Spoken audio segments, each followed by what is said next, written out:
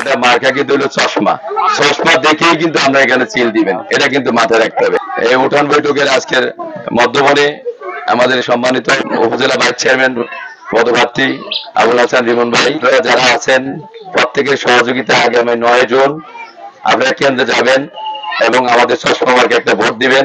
যাকে দিলে যে মুরব্বীদেরকে সম্মান করবে, যে তার মানবদের ইজ্জত করবে, যে তার সন্ত্রাসী কোনো কর্মকাণ্ড পরিচালনা করবে না, যিনি সালিসি নামে কোনো টাকা খাবে না, এরকম লোককেই তো আমরা সবাই চাই একজন জনপ্রতিনিধি হোক। আপনারা আমাকে 5 বছর ভাইস চেয়ারম্যান বানিয়েছিলেন, আমি কিন্তু কখনো আপনাদের এখানে আসিনি। আপনাদের অনেকের মনে প্রশ্ন থাকতে পারে, হয়তো বলেন না যে 5 বছর ভোট নিয়ে যাওয়া আর কখনো এখানে আসে নাই কেন। এই প্রশ্নটার উত্তরটা আমি দিয়ে দিই। আমি কিন্তু এই যে আসলাম না, আমরা যদি আপনারা দাওয়াত দেন তাহলে আসবো। আমাদের কোনো কাজ ছাড়া আমার গ্রামে আসার কোনো, এই জায়গায় আসার আর কোনোদিন সময় হবে বলে মনে হয় না। আমাকে যদি প্রত্যেকটা ইউনিয়নে প্রতিদিন মানুষ 2 জন করে যায় তাহলে আমার অবস্থা কিন্তু কাহিল।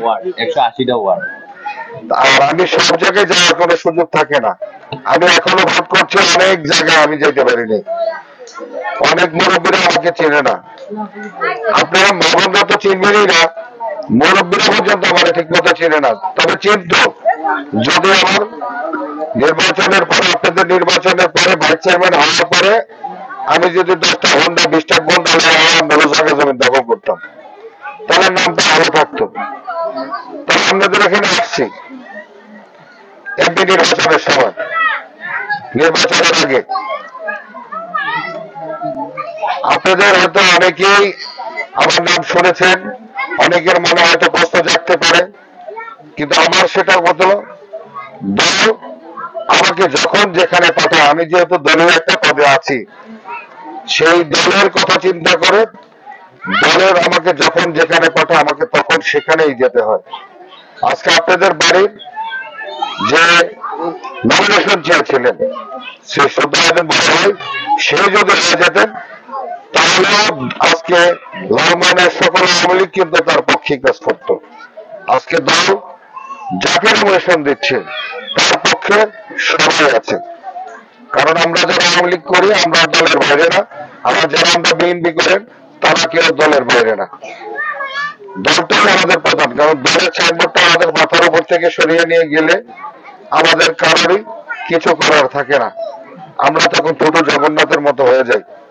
কিন্তু আমি যখনই এসেছি আপনাদের এখানে দলের কাজে এসেছি, তবে আমি চেষ্টা করেছি এই এলাকার কোন মুরব্বী, এই এলাকার কোন, বিশেষ করে আমি তো বাজারে থাকতাম, দোকানপাট বা আমার কোন বাড়িতে ঢুকে কোন মা বোনদেরকে হয়রানি করা, এই জিনিসগুলো থেকে আমি সবসময় নজরদারিতে রাখতাম। তবে কতটুকু পেরেছি জানি না, তবে আমি চেষ্টা করেছি। আমাকে দলের যেটুকু দায়িত্ব দেওয়া হয়েছিল ততটুকু দায়িত্ব, শুধু বাজারে থাকা, বাজারে কোনো দোকান লুট করা না, কোনো দোকান ভাঙচুর করা না, কোনো বাড়িতে হামলা করার জন্য দল আমাকে নির্দেশ দেয়নি। তাই আমি আমাদের অতি উৎসাহী জনতাকেও আমি সবসময় সামলে রেখেছিলাম, চেষ্টা করেছিলাম। আজকে সেটুকুর বিনিময়ে আমি আপনাদের মাঝে এসেছি, আপনাদের মাঝে চশমা প্রতীক নিয়ে উপজেলা ভোট চাইতে আসছি। যদি আপনারা মনে করেন যে আমাকে আপনাদের এই মনোনয়ন ভোটটা, এই ইমানি আমানতটা আমাকে দেওয়া সম্ভব, তাহলে আগামী 9 তারিখে আমার এখানে উপস্থিত যত মাখালারা আছেন তার বাইরেও যারা আছেন সবাইকে নিয়ে যদি আপনারা সকালে চলে যান, যে যদি চশমা প্রতীকে ভোট দেন, তাহলে এরকম ভাবে যদি আমার 3-4টা উঠান বৈঠক হয় তাহলে আমার চশমার বিজয় সুনিশ্চিত।